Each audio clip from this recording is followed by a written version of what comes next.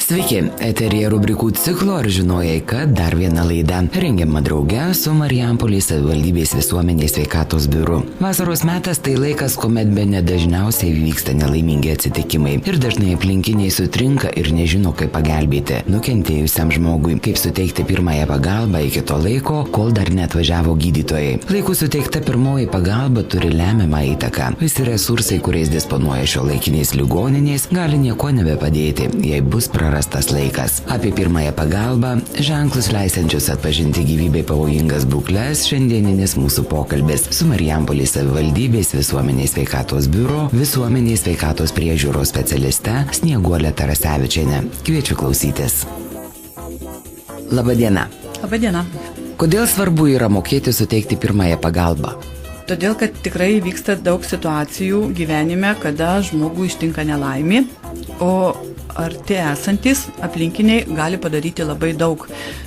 Tinkamai ir laiku suteikę pagalbą, mes išsaugosim žmogui dažnai gyvybę ir nutrauksim sveikatai žalingą poveikį ir žmogaus mes neprarasime ir jisai liks, jo tolesnis gyvenimas liks kokybiškas. Kokios bendrosios pirmosios pagalbos taisyklės? Visų pirma, teikiant pagalbą, reikia galvoti apie saugumą, tai savo aplinkos saugumą ir ar saugu yra nukentėjusiam. Nepabloginti situacijos, nepadaryti blogiau negu yra, tarkim, nepernešti jo iš įvykių vietos, jeigu jam įtariam stuburo traumą, netraukti iš sumaitoto automobilio, kuo greičiau įsikviesti greitąją pagalbą. Bendrosios pagalbos telefoną žinome 112, šiuo metu dar vis galima tiesiogiai pasiskambinti į greitosios pagalbos stotis, tai būtų 033 iš bet kokio operatoriaus ryšių. Toliau tam tikros situacijas spręsti čia ir dabar, tai stipraus kraujavimo stabdymas ir pradinis gaivinimas, tą reikia atlikti kuo skubiau, ir nepalikti nukentėjusiojo be priežiūros, kol atvyks greitoji pagalba, būtinai jo sulaukti. Tai kaip įvertinti situaciją ir atpažinti tas gyvybei pavojingas būkles? Visų pirma, prieš prieidami prie nukentėjusio mes turime įsitikinti, ar mums yra saugu. Jeigu mums yra nesaugu, mes žiūrime, ką galime padaryti, kad būtų saugiau. Tai jeigu yra važiuojamoji dalis, tai galbūt mes galime patraukti nuo važiuojamosios dalies, galbūt galime pastatyti avarinius ženklus, išjungti elektros srovę, padaryti tai, kad mums būtų ir aplinkiniams saugiau. Prie nukentėjusio mes turime įvertinti gyvybinės funkcijas, tai sąmonę ir kvėpavimą. Sąmonę vertiname pajudinę žmogų už pečių ir garsiai paklausę, kas atsitiko, atsimerkit, kaip jaučiatės. Pajudinti reikia todėl, kad vis dėlto pas mus yra dar neprigirdinčių žmonių, ir yra kurčnebylių žmonių, todėl mes turime judinti ne už plekšnodami per veidą, bet judindami už pečių. Jeigu žmogus nesureaguoja, tai reiškia, neatsimerkia, nesujuda ir neatsiliepia, tai reiškia, kad jisai neturi sąmonės. Turime kviestis pagalbą, pradžioje bent aplinkinių pagalbą, šaukti, ateikit padėti žmogus be sąmonės. Toliau mes turime įvertinti žmogaus kvėpavimą. Kvėpavimą vertiname pasilenkę prie žmogaus, maždaug 10 cm atstumu prie jo veido ir ką mes ten girdime. Ar žmogus yra kvėpavimo garsas, jaučiame, ar yra kvėpavimo srovė ir žiūrime į krūtinės ląstą, ar krūtinės ląsta kilnojasi. Kvėpavimo vertinimui mes sugaištame 10 sekundžių, bet nedaugiau. Jeigu mes supratome, kad žmogus nekvėpuoja, tai mes turime situaciją, kai nėra žmogaus gyvybės požymių ir mes turime skubiai pradėti pradinį gaivinimą. Jeigu dar aplinkinius mes pasikvietėm ir jie mums neiškvietė greitosios pagalbos, mes tada vienam kažkam liepiam iš jų iškviesti greitąją pagalbą, arba jeigu nėra, kas mums padeda, tą greitąją pagalbą, jau čia paskutinis periodas, kada mes ją turime įsikviesti patys. Tai visgi konkrečiai įvyko nelaimingas atsitikimas. Nuo ko turime pradėti? Pradedame nuo to, kad mes pasižiūrim, ar saugu, prieinam žmogų, įvertinam sąmonę, tai reiškia, pajudinam, pakalbinam, įvertinam kvėpavimą, įsikviečiam greitąją ir tada, jeigu reikia, pradedam pradinį gaivinimą kuo skubiau. Jeigu žmogus kvėpuoja, jam gaivinimo nereikia, tada žiūrime, ką galime kitą mes padaryti. Apčiuopiam jį, apžiūrime ir žiūrim, kokią pagalbą turime jam teikti. Tai koks tas pradinis Gaivinimas. Pradinis gaivinimas susideda iš krūtinės ląstos paspaudimų ir oro įpūtimų. Jis atliekamas tada, kai žmogus be sąmonės ir nekvėpuoja. Žmogų pasiguldome ant kieto pagrindo.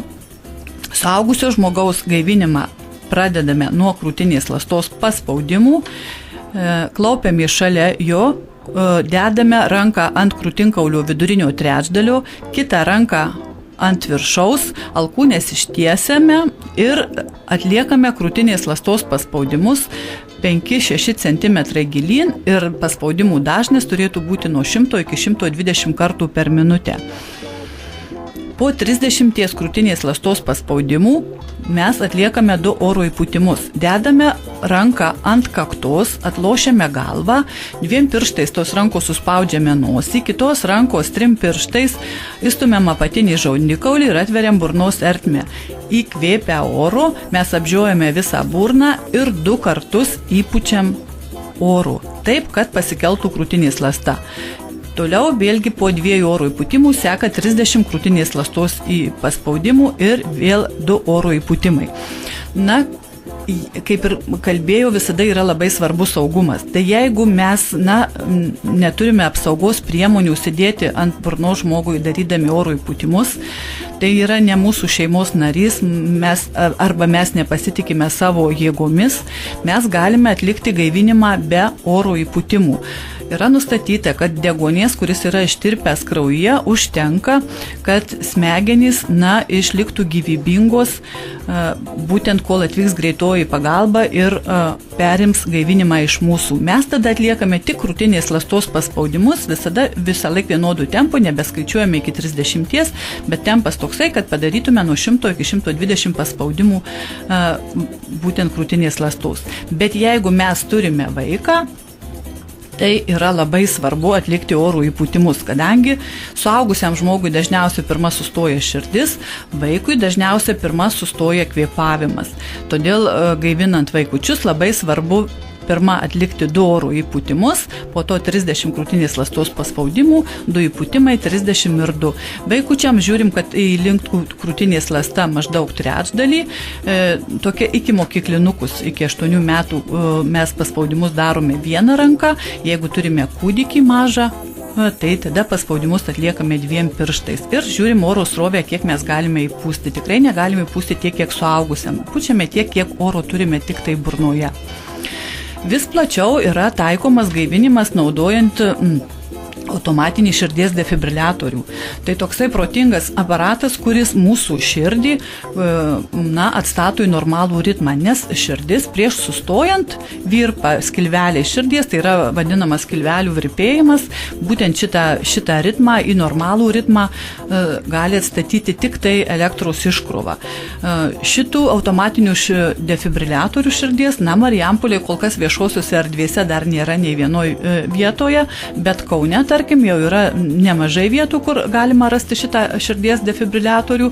Tai jeigu nepasitikit ir nemokat, savo jėgomis nepasitikit ir nemokate juo naudotis, tai bent jau galvokit apie tai, kad galbūt jisai čia yra, ar ne? Ir jeigu suaugęs žmogus susmuko jūsų akise, tai visada prašykit ne tik pakviesti greitąją pagalbą, bet ir atnešti automatinį širdies defibriliatorių. Paprastai toje įstaigoje aplinkoje būna žmogus, kuris moka juo naudotis. Kas nori išmokti naudoti šituo defibriliatorium, tai visada prašom ateiti į kursus ir dabar jau privalome, mes mokome būtent naudotis šituo aparatu. Tai bene didžiausias nelaimingas atsitikimas, dažniausias nelaimingas atsitikimas šiltuoju sezonu yra kraujuojančios žaizdos. Kaip žinia, kraujavimo visokio būna. Taigi, kaip stabdyti išorinį kraujavimą? Jeigu kraujavimas yra nedidelis, žaizda nedidelė, elementarus nubrozdinimas, jį galima drąsiai plauti po tekančių vandeniu su muiliuku ir tada užrišti steriliai tvarstuką uždėti. Jeigu kraujavimas yra, sužalojimas yra gilesnis, kraujavimas yra stiprus, tai gali būti arterinis arba veninis kraujavimas, jį reikia stabdyti čia ir dabar. Mes tą darome užspausdami kraujuojančią vietą ir pakeldami, jeigu tai yra galūnė į viršų.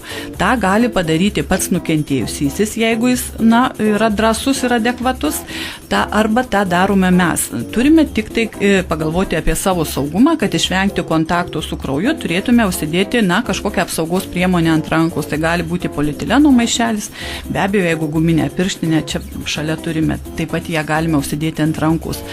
Užspaudę ir pakėlę kraujuojančią vietą į viršų, mes žiūrime, kad turime po ranką uždėti ant žaizdos. Taigi dedame, ką turime paties švariausio. Naudojantį galime rankšluostį naudoti, galima šaliką, galima skarą, galima paklodės kraštą, bet ką, kas yra pas mus netoli mūsų aplinkoje. Uždėję ant žaizdos mes dedame ant viršaus ką nors spaudžiantį, tai reiškia, darome spaudžiamą į tvarstį. Daiktas turėtų būti kietas, kuris užspaustų būtent toj vietoje, kur yra kraujavimas didysis. Tai gali būti bet kas, gali būti rašiklis, gali būti akmenukas, gali būti pagaliukas, gali būti binto susuktas gabalėlis kietai. Jį tada pririšame tuo pačiu daiktu, priemonė, kurią mes rišome žaizdą, prispaudžiame ir būtų labai gerai, kad mazgą būtent užrištume mes virš to spaudžiamojų tvarščių.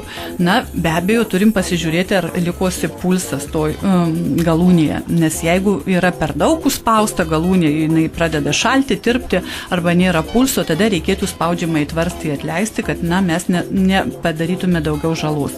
Jeigu vis tiek kraujas sunkiasis per mūsų tvarstį, mes šito turime nenuimti, dėti dar vieną ant viršaus spaudžiamą į tvarstį. Kitos priemonės, kurios padeda sustabdyti kraujavimą, tai yra maksimalus sulenkimas per artimiausią sąnarį tarp žaizdos ir širdies, galūnės pakėlimas, tai irgi padeda stabdyti kraujavimą. Jeigu yra tokia vieta, kur mes negalim uždėti spaudžiamojo tvarščio, tarkim yra kaklas sužalotas, tai čia mes spaudžiamo tvarščio neuždėsim, ar ne? Nes tiesiog prarasime žmogų. Tada turėtume imti į ranką daug tvarsliavos ar rankšluostį ir užspausti tą kraujuojančią vietą ir ją laikyti užspaudę, tol kol atvyks greitoji pagalba ir jokių būdų rankos neatitraukti. Dar vienas dažnas nelaimingas nutikimas yra užspringimas ir jis sezoniškumo kaip ir neturi. Kokie užspringimo požymiai ir kaip suteikti pagalbą užspringusiam suaugusiam žmogui ar vaikui? Užspringimas vyksta tada, kai kažkoks svetimkūnis patenka į mūsų kvėpavimo takus. Tai dažnai nutinka, kai mes valgome ir kalbame, ypač sunkiai sukramtomą maistą. Vaikai užspringsta, kai žaidžia su smulkiais žaisliukais, gali maistų užspringti, gali užspringti riešutais, gali užspringti lašiniuko gabaliuko, kurį dažnai duoda mažiems vaikučiams. Tai jeigu springimas yra dalinis, tai reiškia, svetimkūnis ne visiškai užkimšo kvėpavimo takus, žmogus dar tada kosti. Jeigu žmogus kosti, vadinasi, jam dar oras patenka į kvėpavimo takus, tai yra labai puikia pagalbos priemonė kosėjimas, tik tai mes turime stebėti žmogų, kaip jam sekasi kosėti, nes dažniausiai užspringusieji įstoja nuo stalo ir eina kosėti kažkur į kitą patalpą. Tai turim stebėti, skatinti kosėti ir žiūrėti, ar nereikės imtis kitų veiksmų, nes tas svetimkūnis gali pasislinkti ir visiškai uždaryti kvėpavimo takus. Kai yra pilnas užspringimas, žmogus negali įkvėpti oro, jisai dūsta ir mes jo galime netekti per kelias minutės. Užspringęs visiškai žmogus būna paprastai įsigandęs, išpūtęs akis, tokios išgastingos veido išraiškos, negali įkvėpti, mėlynuoti pradeda ir yra toks užspringimo specifinis ženklas, kurį reikėtų žinoti kiekvienam, tai yra žmogus griebiasi už kaklo, ranka ant kaklo, tai yra užspringimo ženklas, tai dažnai net žmogus jo net ir nežinodamas, nesąmoningai griebiasi už kaklo. Tai jeigu matom, kad žmogus, toksai negali ištarti nei žodžio, dūsta, mes turime paklausti, ar jūs užspringot, ar galite kalbėti. Jeigu žmogus purtys galvą, neištars nei žodžio, reiškia, jis tikrai yra užspringęs. Ir čia reikia pradėti nedelsiant veiksmus tokius. Ta žmogų paprašyti pasilenkti, dėti ranką ant krūtinės, pasilenkus išryškėja mentis.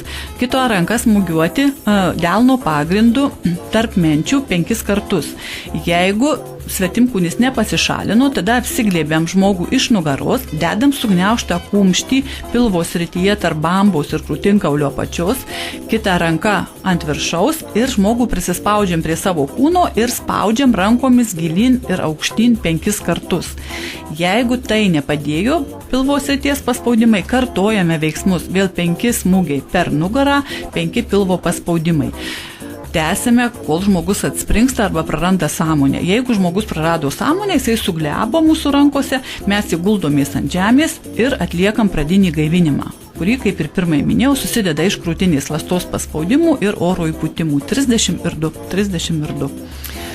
Kad svarbu žinoti, kaip suteikti pirmąją pagalbą, žinome kaip ir visi, bet kur išmokti ją teisingai atlikti? Pirmosios pagalbos mokoma visose mokyklose. Ta atlieka sveikatos priežiūros specialistai, jie moko 8-9 klasių mokinius pirmosios pagalbos. Toliau privalomai pirmosios pagalbos turi mokytis tam tikrų profesijų ir sričių darbuotojai. Šios mokymus veda visuomenės sveikatos biuras ir kitos licencijuotos įstaigos. Visuomenė, kuriem neprivaloma mokėti teikti pagalbą, bet jie nori ją išmokti, taip pat gali kreiptis į visuomenės sveikatos biurą, jie vykdo nemokamus mokymus visuomeniai, taip pat gali biuro darbuotojai atvykti į kolektyvus, į biurus ir taip pat darbuotojus mokyti pirmosios pagalbos. Dar galima pirmosios pagalbos išmokti internetinėje erdvėje, tai yra vaizdo įrašai, teorinė medžiaga, tik tai reikia noro. Tai kokie jūsų būtų palinkėjimai dar tik įsibėgėjant vasarai? Vasarą praleiskime saugiai. Dėkui Jums už pašnekesį. Ačiū Jums. Tiek šį kartą. Priminsiu, kad rubrika Ar žinojai, kad galite klausyti kiekvieną ketvirtadienį, o pakartojimų šeštadienio rytmetį. O mes, siekdami, kad rubrikos būtų naudingos kasdieninėme jūsų gyvenime, kviečiame jūs aktyviai dalyvauti kūrybinėme procese. Jūsų klausimų ir pasiūlymų laukiame elektroniniu paštu noriu-girdėti@gmail.com.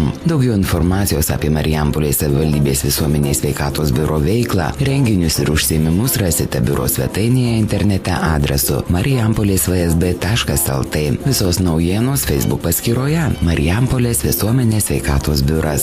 Rūpinkimės savo ir artimųjų gerą savijautą patys, o mes tenksimės naudingą informaciją jums padėti išlikti sveikiems. Iki kitų susitikimų.